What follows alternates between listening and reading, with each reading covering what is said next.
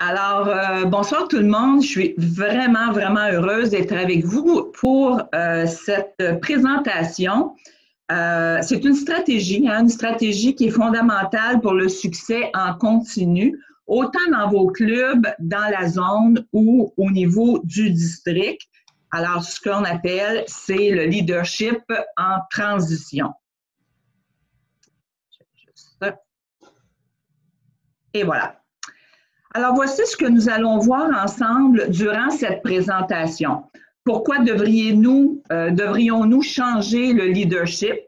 Quelles sont les caractéristiques d'un bon dirigeant? Comment identifier les dirigeants potentiels? Comment former un nouveau leadership? Comment pouvons-nous réussir la transition vers un nouveau leadership?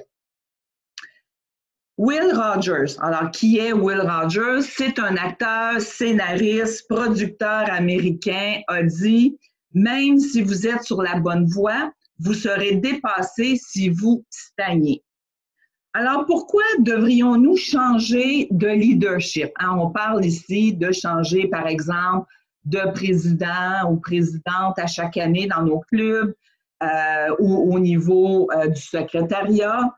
Alors, même si votre club se porte bien, puis moi, je dirais c'est encore plus important de le faire à ce moment-là, avec votre direction actuelle, il finira par commencer à stagner si aucun changement n'est apporté.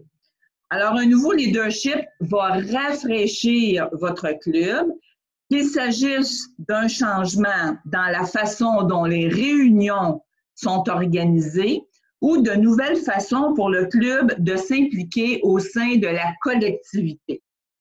En général, les gens préfèrent, on aime ça d'être confortable dans nos pantoufles quand il n'y a pas de changement.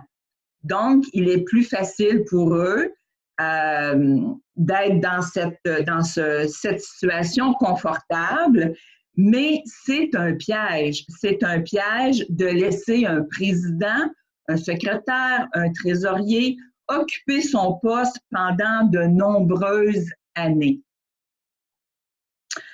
Rapidement, vous allez constater que le club va diminuer sa fréquentation au niveau probablement au niveau des soupers, au niveau des rencontres, au niveau des participations, au niveau des concours.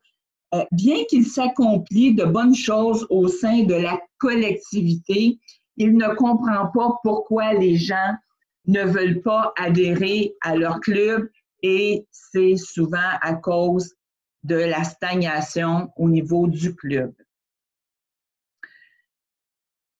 Est-ce que c'est votre club? Est-ce qu'il s'agit de votre club? La plupart des gens d'une église, ici on parle d'une église, mais pensez à une institution quelconque.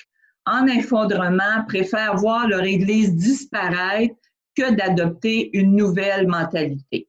Et je devrais dire que j'ai rencontré dans mes nombreuses fréquentations optimistes, dans les districts, dans les zones, même au niveau optimiste international, pour avoir parlé avec d'autres membres, que beaucoup de membres optimistes préfèrent voir son club optimiste fermé que de changer. Ce que nous faisions il y a 50 ans au sein de nos clubs peut ne plus être attirant pour la nouvelle génération de membres. Pourtant, de nombreux clubs insistent sur le fait de continuer les traditions, ces fameuses traditions. Un nouveau leadership peut apporter un regard neuf.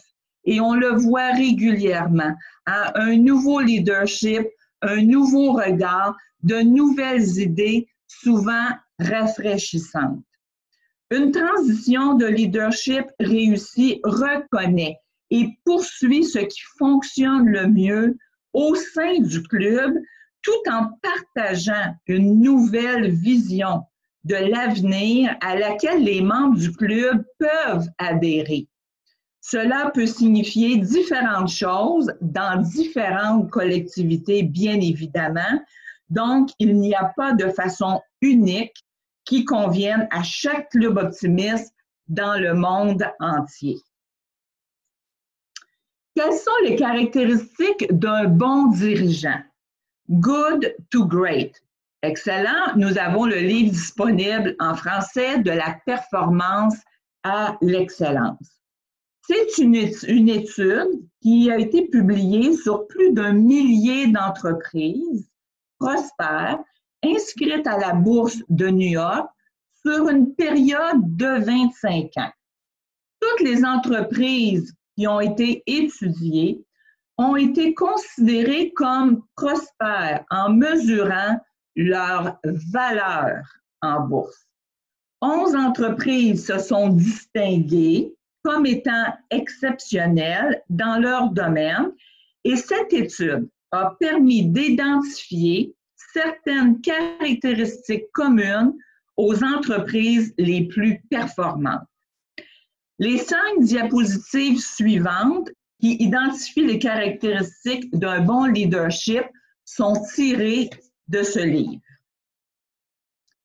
Alors, voici les caractéristiques du leadership. Alors, je sais, c'est écrit en petit, mais j'ai essayé de grossir les lettres là, pour que vous puissiez les lire plus facilement. L'élément clé ici est la différence entre le leadership du niveau 4 et le leadership du niveau 5.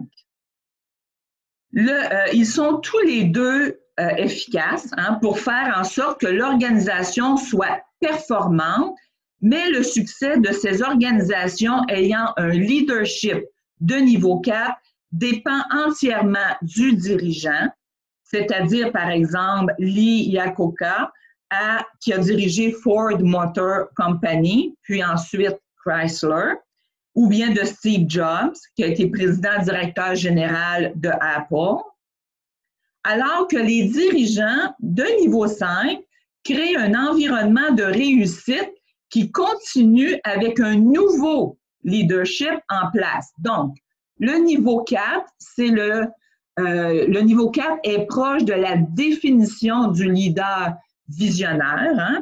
Steve Jobs était un visionnaire. Il a l'art de catalyser l'engagement de tous en poussant à l'atteinte de niveaux de résultats élevés.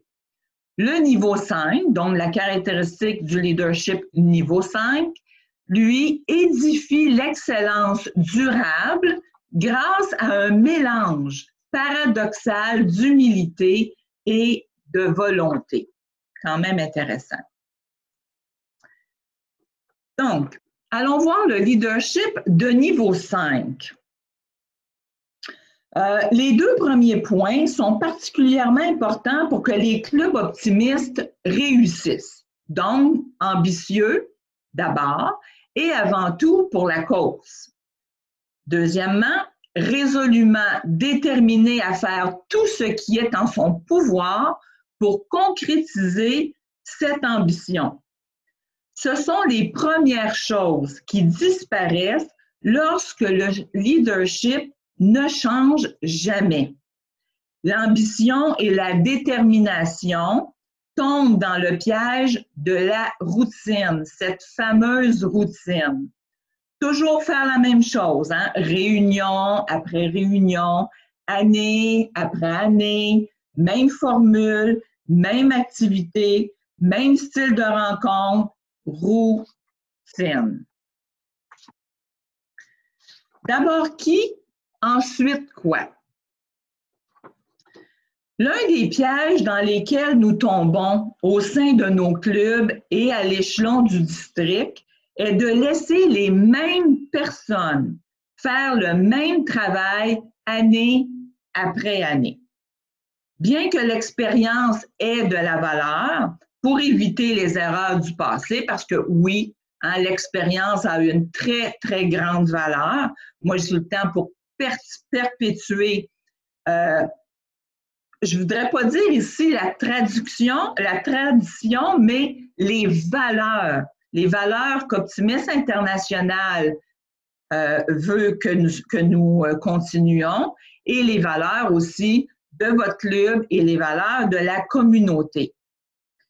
Donc, bien que l'expérience ait de la valeur pour éviter les erreurs du passé, elle gêne l'innovation et le développement des futurs dirigeants. Nous découvrirons comment cela est vrai lorsque nous aborderons la façon d'identifier les bonnes personnes. Une transition de leadership réussie est importante à tous les niveaux de l'organisation, y compris au sein des présidents de comité. Et quand on parle de tous les niveaux, je parle à tous les niveaux. Si quelqu'un fait un excellent travail dans un poste donné, on devrait lui demander d'agir comme mentor, et pourquoi pas, auprès de quelqu'un d'autre pour renforcer la capacité du club à poursuivre des projets couronnés de succès. Alors, comment identifier les gens motivés? Ça, je trouve ça intéressant.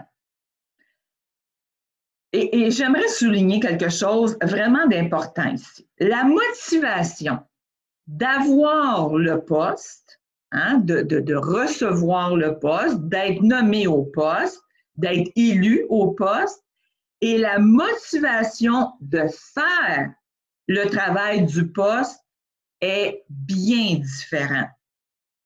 Et sachez qu'une personne introvertie peut être aussi motivée qu'une personne extravertie. Quelle que soit l'étendue de leurs responsabilités, ils produisent des résultats, les gens motivés. Est-ce qu'ils s'attribuent tout le mérite de ces résultats de façon excessive, les gens motivés? Les résultats sont-ils poursuivis lorsqu'ils ont assumé de nouvelles responsabilités, les gens motivés? Donc, les bonnes personnes, comment les choisir? Comment aller les chercher? Premièrement, la personne doit partager les valeurs fondamentales de l'organisation. Ce sont des gens qui aiment, qui apprécient, qui parlent en bien de notre organisation. Et je vais pointer encore une fois, qui parlent en bien de notre organisation.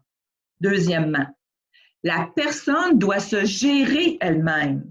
Elle doit être capable de se gérer elle-même. Elle peut se trouver des bonnes ressources par elle-même, demander à son mentor, par exemple, questionner les bonnes personnes aux bons endroits, faire ses recherches, organiser son agenda, se structurer. Troisièmement, peut-elle être la meilleure dans ce type de poste dans toute l'organisation, et on peut dire ici, dans votre club? Installer la bonne personne dans le bon siège, que ce soit au club, que ce soit au niveau du district, que ce soit au niveau de la zone. C'est très vrai.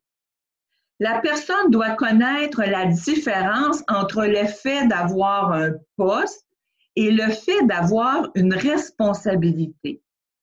Encore vraiment intéressant comme point. Prendre la responsabilité du poste au lieu de faire seulement ce qu'on lui dit de faire. C'est important pour obtenir des résultats vers les objectifs du club. Si vous songez à l'embaucher, cette personne, vous êtes un employeur, est-ce que vous le feriez? Une transition de leadership réussie. Ça, là, pour moi, c'est du bonbon. Simon Sinek, c'est le cercle d'or. J'écoute ce vidéo-là régulièrement, surtout quand je suis en coaching d'affaires ou que je rencontre des gens. Je le présente en conférence et j'ai voulu vous le présenter. N'ayez pas peur, il y a des sous-titrages en français. Comme je vous dis, c'est un bijou. il y a le livre également qui est disponible. Alors, je vous présente immédiatement. C'est à peu près 5 minutes, donc c'est vraiment pas long.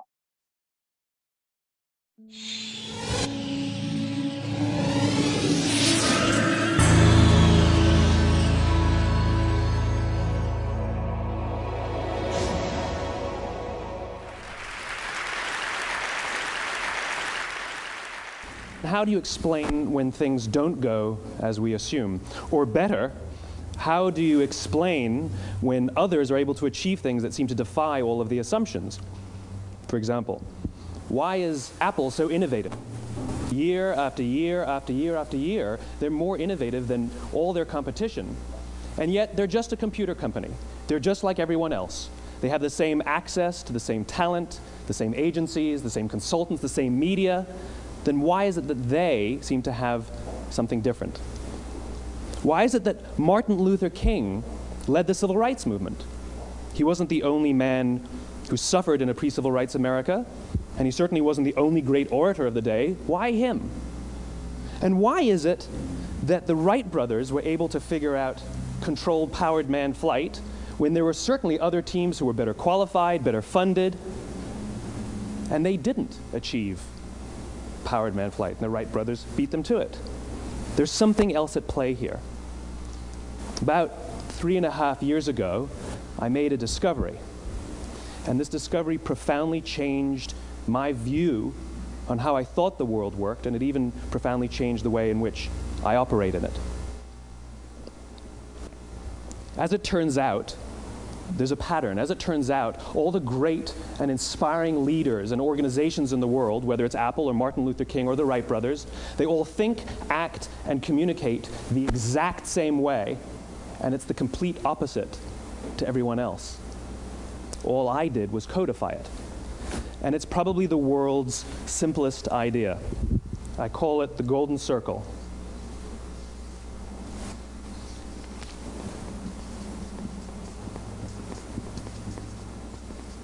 Why, how, what? This little idea explains why some organizations and some leaders are able to inspire where others aren't. Let me define the terms really quickly. Every single person, every single organization on the planet knows what they do, 100%. Some know how they do it, whether you call it your differentiating value proposition or your proprietary process or your USP. But very, very few people or organizations know why they do what they do. And by why, I don't mean to make a profit. That's a result. It's always a result. By why, I mean what's your purpose? What's your cause? What's your belief? Why does your organization exist? Why do you get out of bed in the morning? And why should anyone care? Well, as a result, the way we think, the way we act, the way we communicate is from the outside in. It's obvious. We go from the clearest thing to the fuzziest thing. But the inspired leaders and the inspired organizations, regardless of their size, regardless of their industry, all think, act, and communicate from the inside out. Let me give you an example. I use Apple because they're easy to understand and everybody gets it. If Apple were like everyone else, a marketing message from them might sound like this. We make great computers. They're beautifully designed, simple to use, and user-friendly. Want to buy one? Meh. And that's how most of us communicate. That's how most marketing is done, that's how most sales is done, and that's how most of us communicate interpersonally. We say what we do, we say how we're different or how we're better, and we expect some sort of behavior, a purchase, a vote, something like that. Here's our new law firm. We have the best lawyers with the biggest clients. We have, we always perform for our clients, do business with us. Here's our new car. It gets great gas mileage. It has, leather seats. Buy our car. But it's uninspiring. Here's how Apple actually communicates. Everything we do, we believe in challenging the status quo.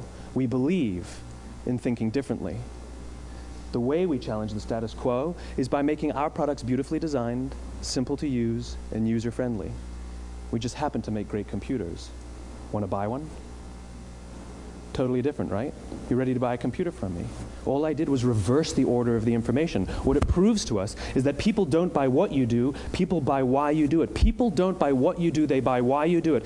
This explains why every single person in this room is perfectly comfortable buying a computer from Apple. but we're also perfectly comfortable buying an MP3 player from Apple, or a phone from Apple, or a DVR from Apple. But as I said before, Apple's just a computer company. There's nothing that distinguishes them structurally from any of their competitors. Their competitors are all equally qualified to make all of these products. In fact, they tried. A few years ago, Gateway came out with flat screen TVs. They're eminently qualified to make flat screen TVs. They've been making flat screen monitors for years. Nobody bought one. And Dell came out with MP3 players and PDAs. And they make great quality products, and they can make perfectly well-designed products, and nobody bought one. In fact, talking about it now, we can't even imagine buying an MP3 player from Dell. Why would you buy an MP3 player from a computer company? But we do it every day. People don't buy what you do, they buy why you do it. The goal is not to do business with everybody who needs what you have. The goal is to do business with people who believe what you believe. Here's the best part. None of what I'm telling you is my opinion. It's all grounded in the tenets of biology, not psychology, biology. If you look at a cross-section of the human brain, looking from the top down, what you see is the human brain is actually broken into three major components that correlate perfectly with the golden circle. Our newest brain, our Homo sapien brain, our neocortex, corresponds with the what level. The neocortex is responsible for all of our rational and analytical thought and language. The middle two sections make up our limbic brains, and our limbic brains are responsible for all of our feelings, like trust and loyalty. It's also responsible for all human behavior, all decision-making, and it has no capacity for language. In other words, when we communicate from the outside in, yes, people can understand vast amounts of complicated information like features and benefits and facts and figures. It just doesn't drive behavior.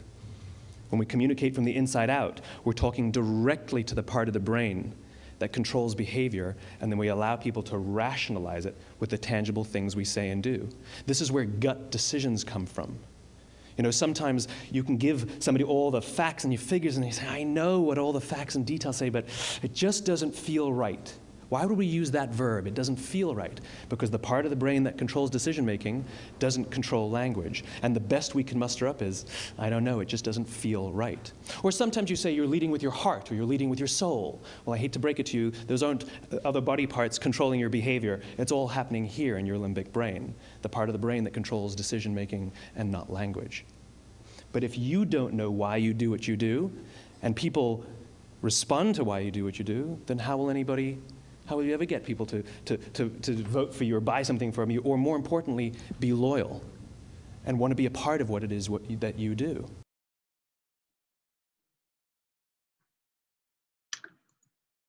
Alors, le cercle d'or de Simon Sinek, je vous invite à aller le chercher sur YouTube.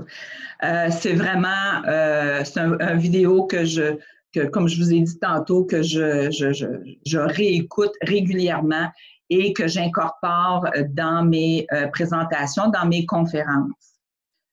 Lorsque les dirigeants comprennent pourquoi nous faisons ce que nous faisons, le recrutement et la transition de leadership devrait être facile. Il est important de se concentrer sur ce que nous faisons et comment nous le faisons pour faire fonctionner l'organisation. Mais pour recruter de nouveaux membres et encourager les gens à assumer des rôles de leadership, nous devons être capables de communiquer le pourquoi. Donc, vous avez la description en haut, c'est le quoi, le comment et le pourquoi, les bénéfices. Peu d'organisations savent le pourquoi, elles font ce qu'elles font.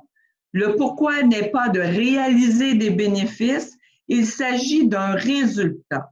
Le pourquoi est la raison, la cause ou la conviction. Il s'agit de la vraie raison pour laquelle l'organisation existe et en fait, ici, on parle de votre club. Alors, comment former un nouveau leadership? Commencez par un recrutement régulier de nouveaux membres. Et je sais que ce n'est pas facile, je l'entends tous les jours, mais allez prendre le pourquoi. Préparez-vous avec le pourquoi et aller recruter de nouveaux membres. Maintenant que nous nous sommes penchés sur la question de savoir pourquoi nous devons constamment nous concentrer sur un nouveau leadership, comment pouvons-nous le faire? Tout d'abord, il s'agit de donner à tous les membres du club la possibilité de partager la responsabilité des activités du club. Les gens devraient être jumelés à des responsabilités qui correspondent autant qu'ils ont à donner et à leur capacité. Du moins, leur demander, c'est un minimum. Par exemple, si vous demandez à quelqu'un de se charger des médias sociaux, assurez-vous qu'il est à l'aise avec les différentes plateformes de médias sociaux. Une fois que vous confiez un mandat à quelqu'un, donnez-lui la liberté de l'exécuter selon la méthode qu'il souhaite le faire. Ne le forcez pas à faire les choses d'une seule façon parce que c'est toujours comme ça que ça a été fait. Élection des dirigeants. Donc, je ne vous lirai pas tout ce qui est inscrit là. Si vous ne l'avez pas, on pourra vous le faire parvenir. Mais c'est ici la procédure à utiliser pour l'élection d'un dirigeant et des dirigeants de votre club, par exemple. Donc, tous les ans, chaque club devrait avoir des élections pour les postes de président, de vice-président. De nombreux clubs ont 2 vice-présidents, dont un élu chaque année pour un mandat de 2 ans, et pour la moitié du conseil d'administration pour un mandat de 2 ans. Le club devrait mettre sur pied un comité de mise en candidature. Ici, on parle de mars, parce qu'il faut garder en tête le délai du 20 mai, délai pour la remise des formulaires complétés d'élection. Donc, selon la fréquence des réunions de votre club, vous demandez s'il y a des personnes qui voudraient occuper des postes. Donc, vous prenez les mises en candidature et vous pouvez faire ça sur 3 réunions, par exemple. Encore une fois, dépendant du nombre de réunions que vous avez à chaque mois. C'est également à une réunion ordinaire que les élections auront lieu. Si le club se réunit une fois par mois, le comité de mise en candidature devra commencer à travailler plus tôt, donc par exemple en février. Après l'élection, il est recommandé que le président et le secrétaire trésorier, qui est habituellement, pas habituellement, mais qui est nommé par le président avec l'approbation du conseil d'administration du club, assistent au congrès international en juillet pour recevoir une formation en lien avec leur poste. Si la formation est disponible en ligne, elle devrait être utilisée, surtout si le dirigeant ne peut assister au congrès. Le président et le secrétaire trésorier doivent assister au congrès de district en août ou en septembre afin de suivre une formation de district en lien avec leur poste ou à tout autre moment nommé par les dirigeants du dit district. Moi, je vous rajouterais là-dedans. Maintenant, ce qui est intéressant, c'est d'offrir aux nouveaux dirigeants un service de coaching de performance. Qu'est-ce que c'est? C'est un service fait, en principe, c'est comme un mentorat, mais c'est pour accompagner, pour demander, avez-vous besoin de moi? Avez-vous besoin de mon assistance? Parce qu'il faut laisser chemin libre, tout en coachant sur nos valeurs, la mission, la vision et surtout le pourquoi. Donc, avant le 30 septembre, le conseil d'administration de club doit établir un budget pour l'exercice financier suivant et le club doit organiser un événement d'intronisation, soit à la fin septembre ou au début octobre, pour introniser les nouveaux dirigeants de club et remettre les reconnaissances de l'année ou lors d'un banquet pour reconnaître le président sortant. Première étape pour une transition réussie. Le nouveau président, en collaboration avec le conseil d'administration du club, doit fixer des objectifs pour l'année à venir.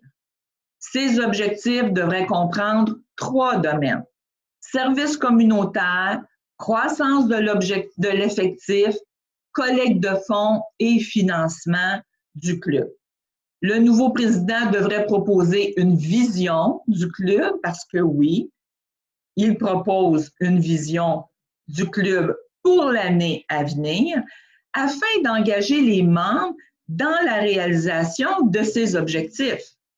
Cette vision devrait inclure le but, on l'a vu, le pourquoi des activités du club. Le nouveau président devrait s'entretenir personnellement avec chaque membre du club afin d'établir des relations et de répartir les responsabilités pour l'année à venir. Vous savez, il n'y a pas de baguette magique disponible pour la transition du leadership, mais bien un processus qui, si bien suivi, donc ce que je vous propose, c'est de le suivre, donne des résultats. Utilisez-le, au moins une fois. Modulez-le pour vous, pour votre club, pour en faire le vôtre et celui des dirigeants de votre club, de votre zone ou de votre district.